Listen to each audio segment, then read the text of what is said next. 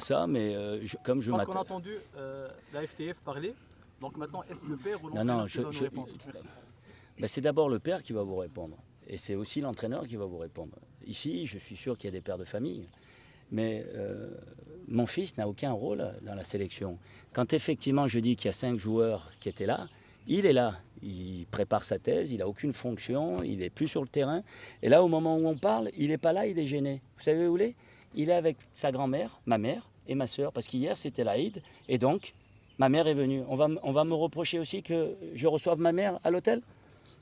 Soyons sérieux et faisons en sorte de poser les bonnes questions et de faire en sorte de préparer au mieux nos intérêts. Parce que vos intérêts à vous, est-ce que c'est de polémiquer sur quelque chose qui n'a pas lieu d'être, ou est-ce que c'est de mettre les questions sur comment on va jouer l'Autriche, comment on va jouer la Belgique et comment on va préparer la Suède? Parce que moi, tout comme vous, j'aimerais beaucoup qu'on passe le deuxième tour. Vous croyez que je vais me poser des questions sur tout ce qui s'est dit sur les réseaux sociaux? On a fait des émissions là-dessus. Des émissions. Est-ce que c'est sérieux? Là, c'est le père qui vous répond comme le sélectionneur. Parce qu'il n'a ni contrat, ni fonction. Il est supporter de son papa et supporter de l'équipe nationale. Après, je vais vous dire quelque chose qui est une simple confidence, mais ça, c'est le papa et le fils aussi qui vous parle. Mon père n'aimait pas le football. Le seul poster qu'il avait, c'était le seul match que j'ai fait avec la Tunisie dans son salon.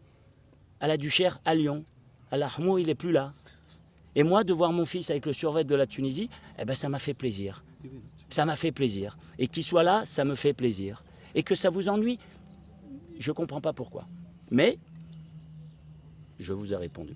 Coach, une dernière question concernant l'état physique des joueurs avant, même un mois de la compétition. Si vous pouvez nous donner un pourcentage de... Ben, honnêtement, j'ai été agréablement surpris. La question, pourquoi ils étaient là, 5, plus 6, plus 10, plus 12, c'est qu'on a profité pour, en même temps, faire un travail individuel. Parce qu'un Dylan Brown ne peut pas travailler comme Montassar Talbi. Et donc, on a fait un travail adapté avec des doubles séances, avec des séances, des prises de sang, des masses de graisse, et un travail aérobie qui était essentiel pour certains. Et comme je l'ai dit à tous ce matin avant le déjeuner, jusqu'à présent, je n'ai pas eu un retard. Personne ne s'est plaint. Je touche ma tête, on n'a pas un blessé. Les joueurs sont très appliqués. Les joueurs sont très déterminés. Et ils ont une vraie volonté de donner le maximum. Essayons. Je sais, parce que... Et vous n'êtes pas sans savoir, tous ici, tous.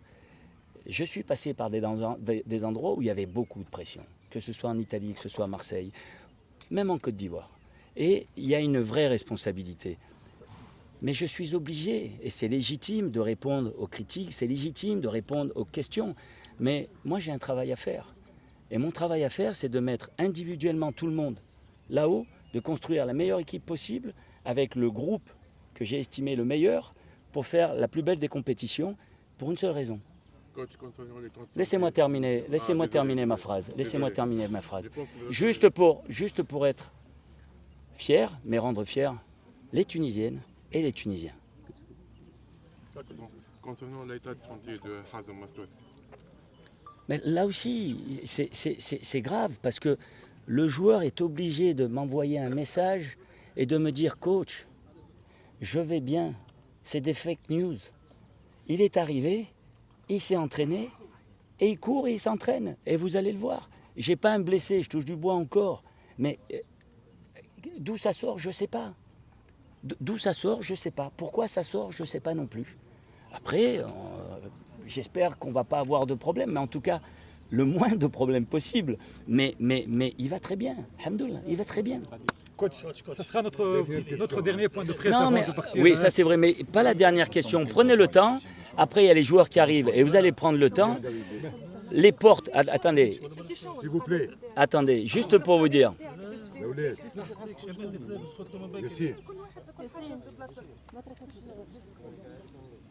Excusez-nous.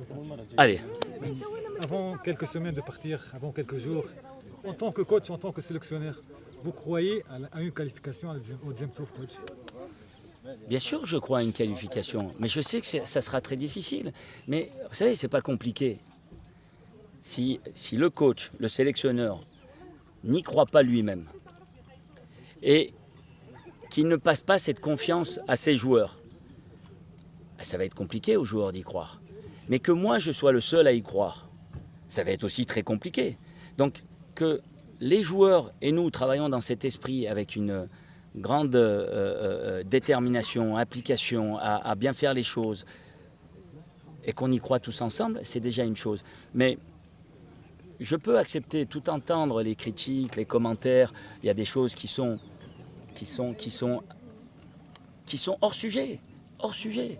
On va pour la plus belle compétition représenter la Tunisie. C'est un honneur, c'est une fierté. J'espère qu'en rentrant, on sera tous très fiers de l'avoir fait. Mais c'est ce que j'essaye de faire, c'est ce que les joueurs essayent de faire, et c'est ce qu'on va essayer de faire tous ensemble. Merci beaucoup. Merci beaucoup. Merci beaucoup, coach. À Carao. Tout ça pour ça.